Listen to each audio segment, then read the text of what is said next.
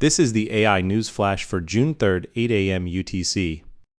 First up, chip giant Broadcom faces a major earnings test as its AI semiconductor revenue surges, according to Barron's. Broadcom designs custom AI chips, known as application-specific silicon, for hyperscalers like Google, Meta, Anthropic, and OpenAI, and revenue from this segment is expanding explosively. CEO Hock Tan has projected AI chip sales will top $100 billion by 2027, positioning Broadcom as the central player in the shift away from NVIDIA's dominance.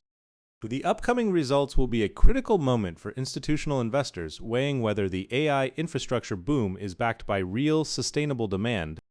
Next, AI startup Apoha has exited stealth with a $36 million Series A, pioneering a novel AI built on liquid waveform data, Fortune reports. Apoha's approach is fundamentally different from transformer-based AI that processes traditional digital data, instead generating intelligence from continuous physical signals in waveform. As model performance converges and gains from frontier models slow, the funding highlights growing investment in research that rethinks the very architecture of AI. The industry is watching closely to see whether this so-called liquid intelligence can open the next frontier of AI development.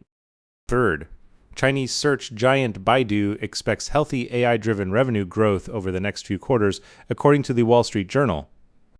Growth is being led by expansion in Baidu's AI cloud infrastructure and foundation model services, and the long elusive monetization of AI investment is finally becoming a core revenue source.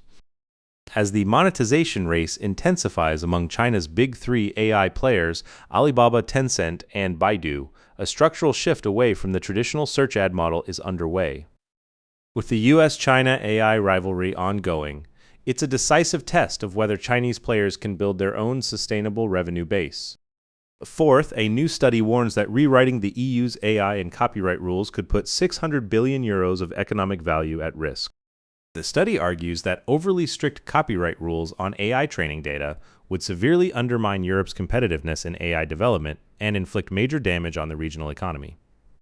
Balancing the protection of creative industries against the data access AI development requires has become the central question in the debate over the EU AI Act. As a global AI governance framework takes shape, the EU's rule changes could steer the direction of AI regulation worldwide. Finally, researchers report that AI can accelerate breast cancer diagnosis for high-risk women. AI-powered image analysis detects subtle signs in screening data such as mammograms with high accuracy, significantly improving both the speed and precision of diagnosis for high-risk patients. By widening the window for early detection and treatment, the technology is expected to improve patient outcomes and optimize the allocation of medical resources.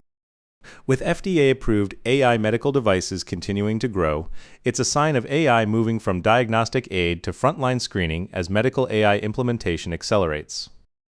That's all for this AI News Flash.